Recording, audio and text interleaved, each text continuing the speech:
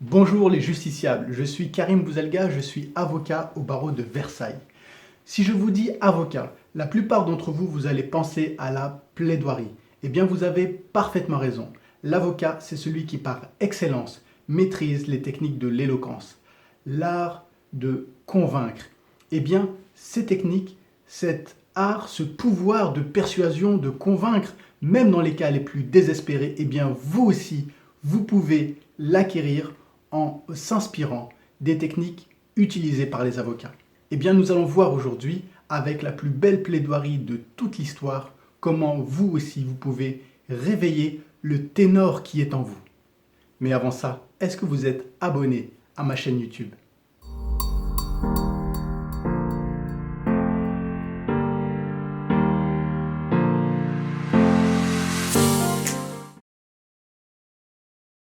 J'ai encore, messieurs, dans l'oreille, un cri jailli de ce côté-ci de la haute cour. Un des juges s'est écrié, et nos morts. Ces morts, croyez-moi, nous les pleurons ensemble. Vous avez sûrement reconnu la voix tonitruante de maître Jacques Izorni, l'avocat du maréchal Pétain en 1945. Et bien l'avocat dévoile une de ses premières techniques dans cet extrait, puisqu'il commence par dire au juge, au juré, nous sommes d'accord sur la même chose. Vous avez raison sur un point. Vous ne pouvez pas commencer un discours ou convaincre une personne en lui disant qu'il a tort, parce qu'à ce moment-là, vous insultez son intelligence et la personne va automatiquement se refermer, se braquer, se mettre sur la défensive. À l'inverse, si vous commencez en lui disant « vous avez raison, je suis d'accord avec vous sur un point », et bien là, tout de suite, votre interlocuteur sera tout oui. Vous allez lui plaire avec cette introduction. Et si vous avez été attentif, j'ai moi-même commencé cette vidéo en vous disant que vous aviez raison d'associer l'avocat et la plaidoirie. Eh bien, c'est même ce que l'on voit régulièrement dans les dossiers. Imaginez un dossier d'outrage ou de violence sur des policiers. Eh bien, l'avocat va commencer sa plaidoirie en rendant hommage au travail de la police, en disant qu'ils font un travail difficile, souvent avec un manque de reconnaissance, que ce soit de la population ou même de leur hiérarchie. Et vous voyez, une fois que l'avocat commence en disant cela, il a réussi à plaire à son interlocuteur. Eh bien, sachez que plaire, c'est la première chose que vous devez faire lorsque vous essayez de convaincre une personne. Mais d'autres Français sont morts, eux aussi, sous les balles allemandes, et qui, au moment de mourir, ont crié « Vive le maréchal !» Je possède une lettre touchante, écrite à son père par un jeune homme, presque un enfant, la veille de sa mort, la veille du supplice qu'allaient lui infliger les Allemands. Je sais le coup terrible, écrivait-il, que cela va te porter, et je t'en demande bien pardon. Et si cela peut être une consolation pour toi, je vais faire en sorte que tu sois fier de moi. J'entends mourir courageusement, fièrement, en vrai français et faire honneur à mon pays. C'est la dernière et seule chose que j'aurais pu faire pour toi. Il faut que tu saches et répètes que ma dernière parole sera « Vive le maréchal, vive la France ». Ah, si des hommes sont morts sous les balles allemandes en criant « Vive le maréchal », ne pensez-vous pas qu'ils ont mené le même combat que vous? Si des hommes ont été déportés et ont souffert en criant « Vive le maréchal », ne pensez-vous pas qu'ils ont mené le même combat que vous? Deuxième outil très puissant pour convaincre, c'est le storytelling. Le storytelling, c'est tout simplement le fait de raconter une histoire, une anecdote, une histoire chargée en émotions et dans laquelle votre interlocuteur va pouvoir s'identifier. Là, dans cet extrait, Jacques Izorni raconte l'histoire d'un enfant qui va être fusillé par les Allemands et qui écrit une lettre à son père et dans laquelle il indique qu'avant de mourir, il criera « Vive le maréchal, vive la France ». On peut imaginer à quel point cette histoire va toucher et émouvoir les jurés qui sont, pour la plupart, des résistants, des parlementaires. Eh bien, dans ce cas de figure, eh bien, ils vont tout de suite s'identifier à l'histoire et être émus par ce jeune garçon. Vous voyez, quand vous voulez convaincre quelqu'un, racontez-lui une histoire, une anecdote chargée en émotions. Une fois que la personne est émue par votre histoire, eh bien, elle sera beaucoup plus réceptive à vos arguments. On l'a vu, première étape c'est plaire, deuxième étape c'est émouvoir.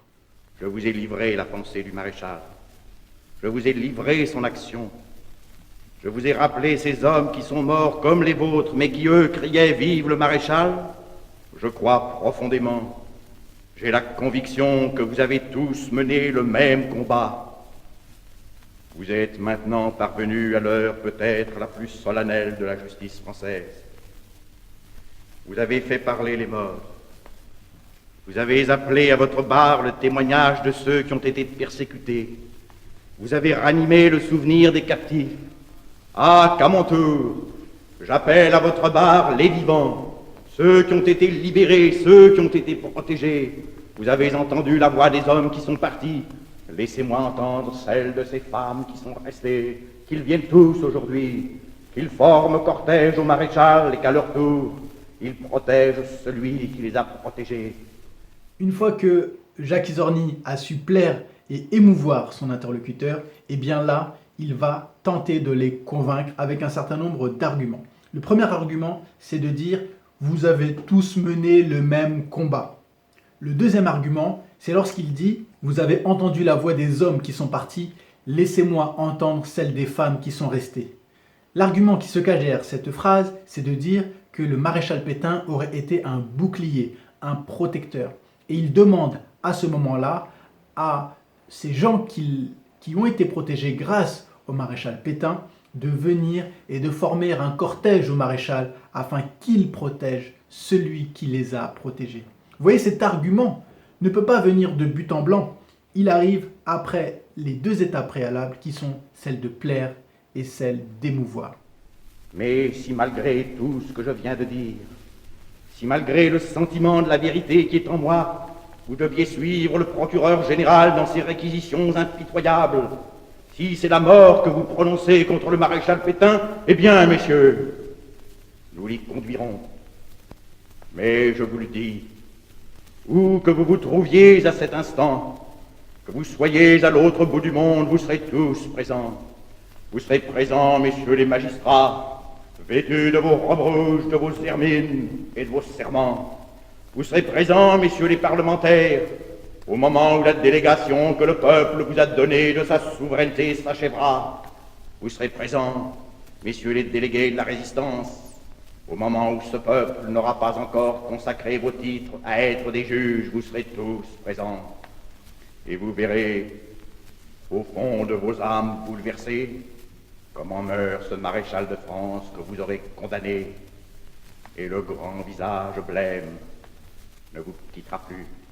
Si je vous dis, ne pensez surtout pas à une voiture rouge, eh bien, la première chose que votre cerveau va faire, c'est visualiser une voiture rouge. La visualisation est une technique très puissante de persuasion. Vous savez, le cerveau fonctionne avant tout par image mentale.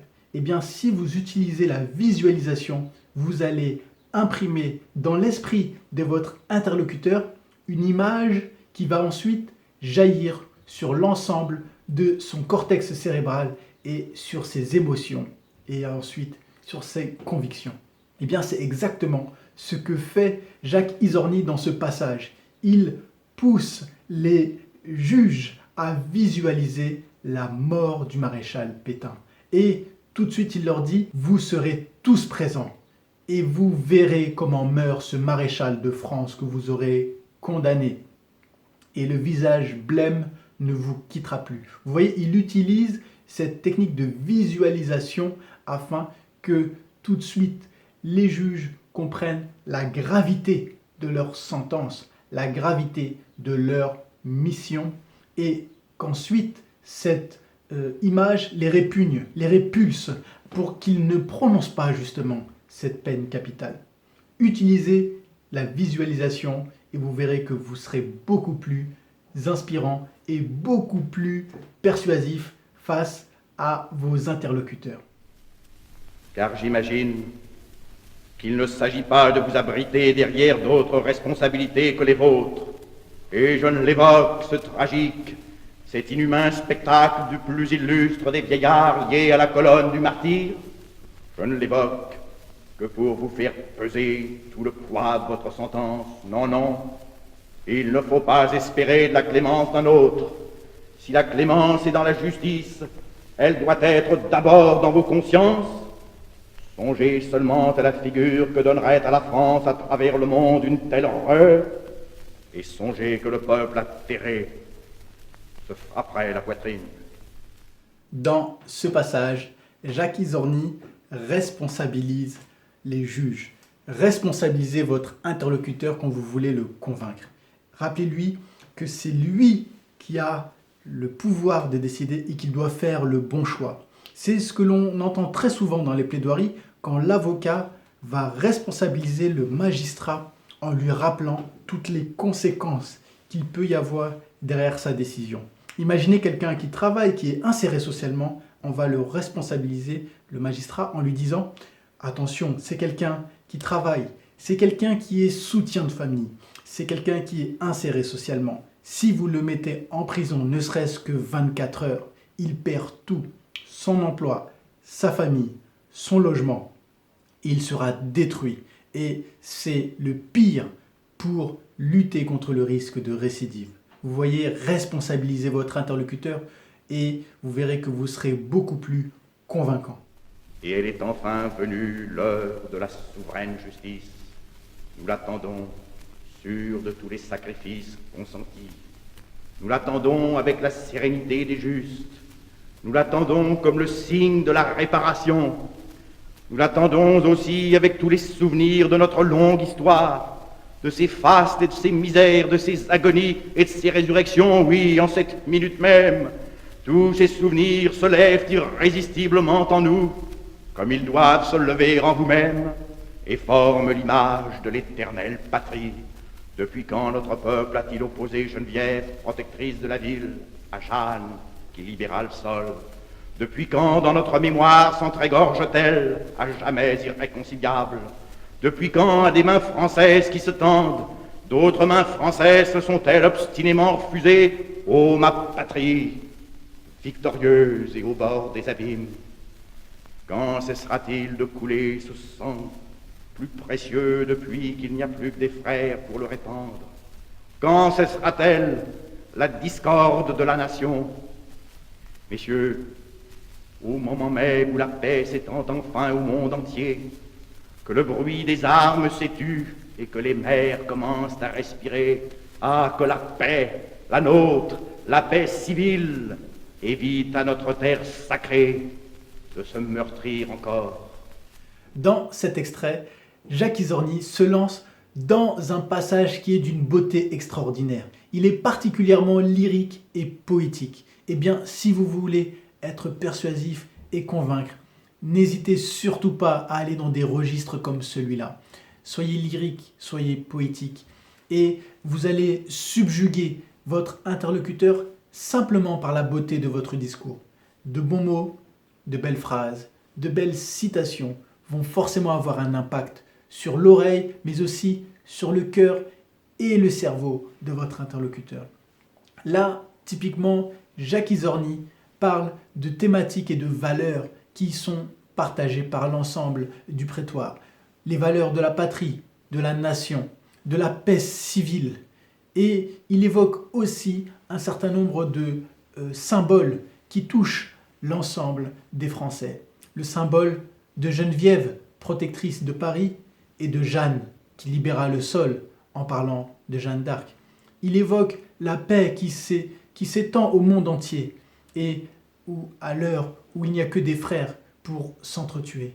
Et il en appelle finalement les juges à la clémence et à la paix civile dans leurs décisions. Magistrats de la haute cour, écoutez-moi, entendez mon appel. Vous n'êtes que des juges, je le sais, vous ne jugez qu'un homme, je le sais, mais vous portez dans vos mains le destin de la France. Dans ce dernier passage, où Jacques Izorni exhorte directement les magistrats de la haute cour, il leur dit « Magistrats, vous n'êtes que des juges, je le sais, vous jugez qu'un homme, je le sais, mais vous portez dans vos mains le destin de la France. » Eh bien, malgré cette plaidoirie d'une beauté extraordinaire, le maréchal Pétain sera malgré tout condamné à la peine capitale, peine qui sera commuée en peine de prison à perpétuité par le général de Gaulle. Vous savez maintenant les techniques qui peuvent vous permettre de réveiller le ténor qui est en vous. Sachez que vous devez d'abord plaire, ensuite émouvoir et enfin convaincre. Vous pouvez également utiliser les techniques de visualisation. Soyez lyrique dans vos interventions et vous serez un ténor à n'en point douter, que ce soit dans la vie privée, dans la vie professionnelle. J'espère que vous avez apprécié cette vidéo et je vous dis à très bientôt